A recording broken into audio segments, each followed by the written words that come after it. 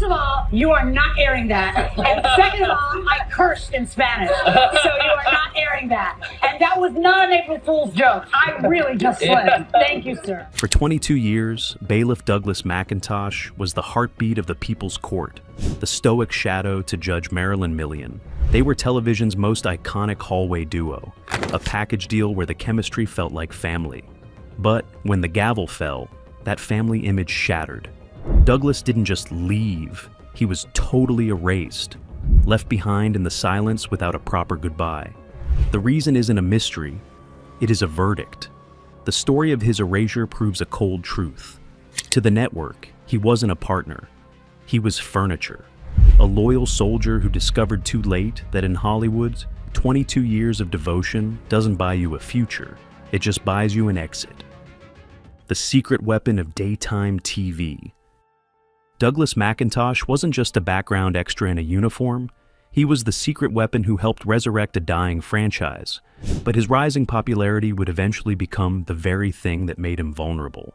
Long before he was a fixture of daytime television, Douglas McIntosh was a man defined by service and discipline. Very little is publicly known about his early private life, a deliberate choice by a man who preferred to let his work speak for itself. However, his journey to the courtroom began in the late 90s, a time when the court show genre was exploding. He didn't start as the star, he started as a symbol of order. But his true ascent didn't begin until 2001, when the People's Court, a show that had been struggling to find its footing after the legendary Judge Wapner era, took a massive gamble.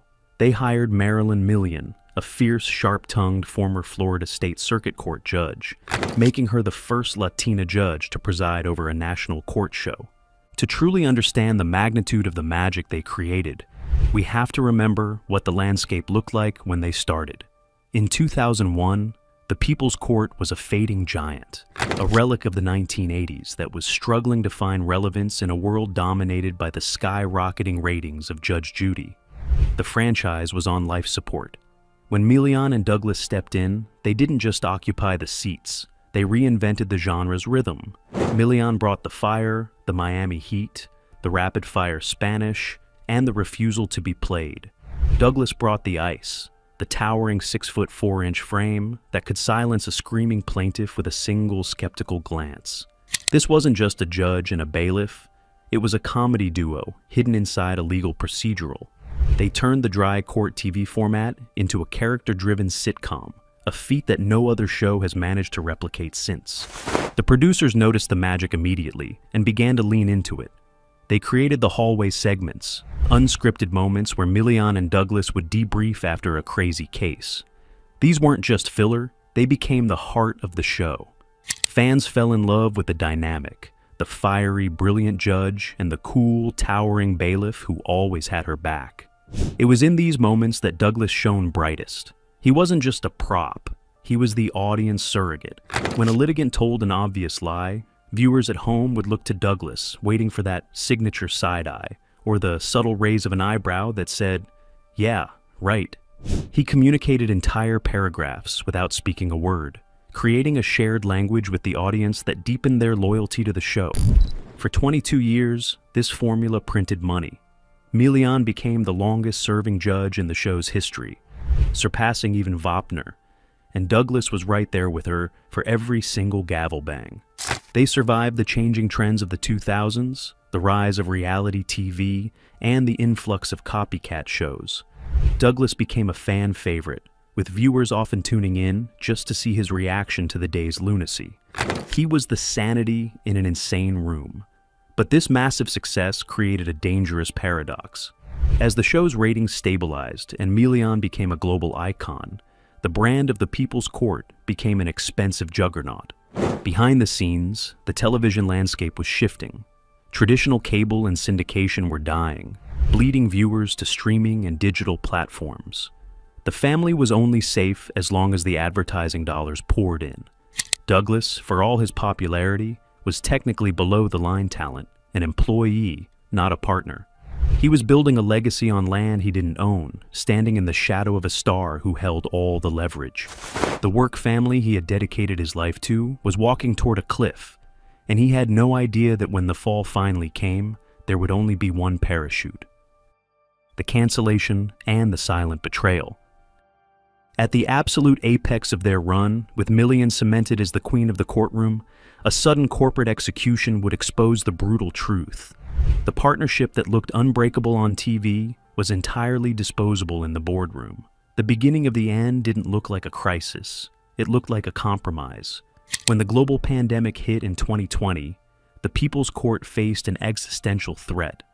Production shut down, and the studio had to scramble to keep the show alive. They pivoted to a remote format, with Judge Milian filming from her home in Florida and the litigants appearing on screens.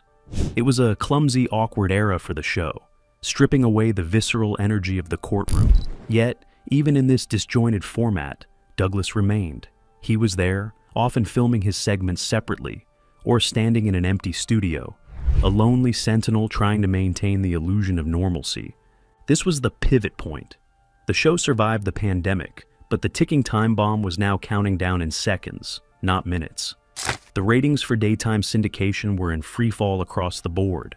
The era of the expensive studio-based court show was ending. Then, in early 2023, the hammer dropped. Warner Brothers announced the cancellation of the People's Court after 26 seasons. But this wasn't just a simple cancellation. It was part of a calculated red wedding in daytime television.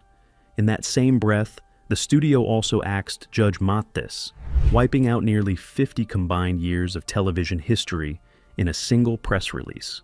The industry was sending a brutal message: experience is expensive, and loyalty is a liability. In this new economic reality, there was no budget for nostalgia. The family was out of a job. But here is where the story shifts from a tragedy to a betrayal.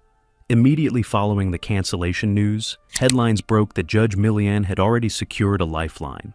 She wasn't retiring. She was moving to Allen Media Group to launch a brand new show, Justice for the People with Judge Milian. It was a massive coup for her, a fresh start, a new contract, and a continuation of her legacy. The fans naturally asked the obvious question: is Douglas coming too? It seemed like a given. They were the dynamic duo.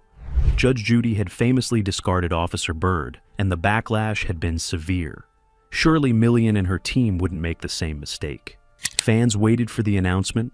They waited for the press release confirming that the hallway banter would continue on the new network. They waited, and they waited. Then the cast list for Justice for the People was released. The bailiff listed was not Douglas McIntosh. It was a man named Andrew Music Williams. The reveal was shocking in its silence. There was no passing of the torch ceremony. There was no tearful final episode where Douglas handed over his badge. There was simply nothing. Douglas McIntosh, the man who had defined the role for a generation, had been quietly left behind. This was the hidden crisis of the cancellation. It wasn't just that the show ended, it was that the partnership was unilaterally dissolved. The shocking secret wasn't a scandal or a crime. It was the cold, sterile reality that Douglas was never part of the package deal. When the lifeboat arrived to rescue Judge Milian from the sinking ship of the People's Court, there was apparently no room for her loyal first mate. In the ruthless calculation of launching a new show, a veteran bailiff with 22 years of accumulated salary raises was likely viewed not as an asset, but as overhead. The producers wanted to reset the payroll, strip the production down to its studs, and in doing so, they ghosted the man who had helped build the empire. But the most deafening sound wasn't the gavel, it was the silence.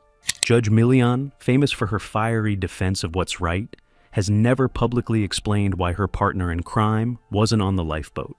There was no thank you post, no tribute, just a new show, a new city, and a new man in the uniform. It forces us to ask, was the friendship we saw for 20 years real? Or was it just good acting? The secrecy surrounding his exit was palpable. Unlike Officer Byrd, who famously gave interviews stating "I wasn't asked," Douglas maintained a dignified, almost ghostly silence. There were no angry tweets, no tell-all interviews, and no public feuds. He simply vanished. The clone in the courtroom.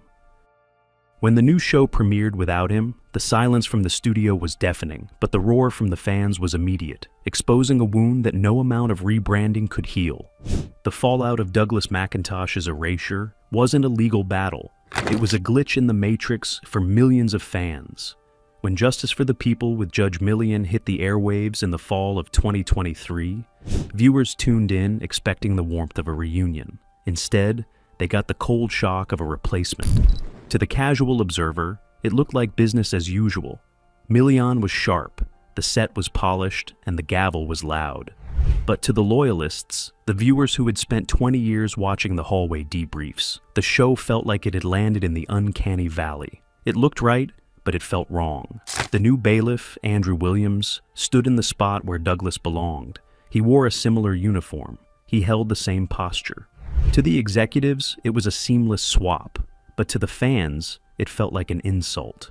It was as if the studio believed we wouldn't notice the difference, that a tall bailiff is just a piece of furniture you can upgrade. They tried to clone the magic, but they forgot that you can't photocopy a soul. This clone narrative is what made the betrayal sting so much. If they had hired someone radically different, it might have felt like a new chapter. But by hiring someone who fit Douglas's exact physical archetype, the studio was sending a message. Douglas wasn't a person with unique chemistry. He was just a type that could be swapped out like a burnt light bulb. They wanted the look of the legend, without the loyalty or the salary of the man. Social media and message boards lit up with a singular question: where is Douglas? Fans weren't just confused, they were hurt. The comment sections on YouTube and Facebook became a vigil for the missing bailiff.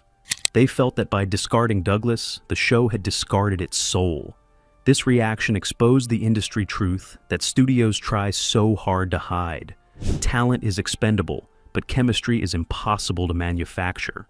The studio likely calculated that Douglas was a line item they could cut to save money. They assumed the audience was there solely for the judge. They were wrong. The backlash proved that Douglas was a co-star, even if his contract didn't say so. The silence from the Milian camp during this transition was arguably the most damaging part. There were no tributes posted to social media, no thank you videos, and no acknowledgement of the transition. It mirrored the cold exit of Officer Byrd from Judge Judy, reinforcing a cynical narrative about the court TV genre, that the warmth and friendship we see on screen is strictly a performance. The hallway where they shared laughs and life moments turned out to be just a set, dismantled the moment the cameras stopped rolling.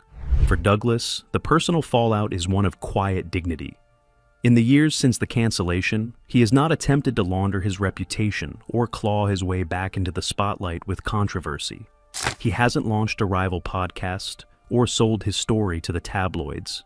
He has seemingly retired from the public eye, taking the high road in a business that often forces people into the mud. But this silence speaks volumes. It suggests a man who understood the game, played it with honor for 22 years, and accepted the final verdict without objection, even if it was unjust. The new reality of court TV is colder and more corporate. Milian's new show is a success by metric standards, but the magic is different. The looming shadow that chased Douglas finally caught him, proving that in Hollywood, you can give a person 20 years of your life, you can help them build an empire, and you can be the reason millions tune in, but the moment the spreadsheet says cut, you are left behind. The cold truth about loyalty. So, how do we remember the man who was the steadfast guardian of the people's court, only to be erased from its future? We've seen Douglas McIntosh's rise from a stoic symbol of order to a beloved television icon. We've uncovered the ticking time bomb of the industry's collapsing economics that made his exit inevitable, and the shocking secret of how a 22-year on-screen friendship was dismantled in silence. His story is a harsh reminder of the difference between work family and real family. He was the loyal soldier who stood tall until the very end, only to watch the general march on without him. Douglas is a living warning to all of us. You can be the best at your job. You can be beloved by millions. You can give 22 years of perfect service. But in the modern corporate machine, loyalty is a one-way street. If they can do it to Douglas McIntosh, they can do it to anyone. But what do you think? Was this simply a necessary business move to keep Judge Milian on air in a tough market? Or was it a cold betrayal of the man who helped make her a star? And does the silence from the judge change how you view their legacy? Let me know your thoughts in the comments below. We have a new video just like this one coming next Tuesday. If you love digging deeper than the headlines, make sure you're subscribed so you don't miss another video. Thanks for watching.